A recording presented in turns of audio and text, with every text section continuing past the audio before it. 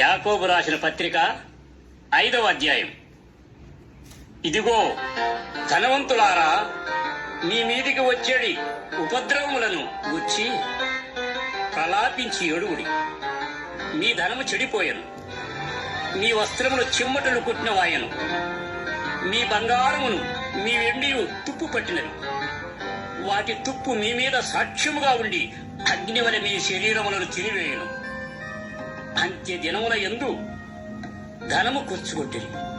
ఇదిగో మీ చేను కోసిన పని వారికి ఇయ్యక మీరు మోసముగా బిగబట్టిన కూలి మొరపెట్టుతున్నది. మీ కోతవారి కేకలు సైన్యములకు అధిపతియగు ప్రభువు యొక్క చెవులలో చొచ్చి ఉన్నది.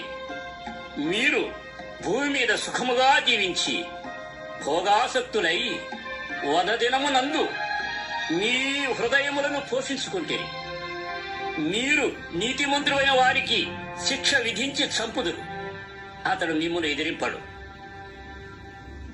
సహోదరులారా, ప్రభు రాకడ వరకు ఓపిక కలిగి ఉండుడి. చూడుడి, వ్యవసాయకుడు తొలకరి వర్షమును కడవరి వర్షమును సమకూడు వరకు విలువైన భూఫలము నిమిత్తము ఓపికతో కాచుకునుచు దాని కొరకు కనిపెట్టును కదా. ప్రభు రాక సమీపించున్నది కనుక మీరు ఓపిక కలిగి ఉండుడి. మీ హృదయములను స్థిరపరచుకునుడి. సహోదరులారా, మీరు తీర్పు పొందకుండా నిమిత్తము ఒకని మీద నొకడు సణగుకుడి.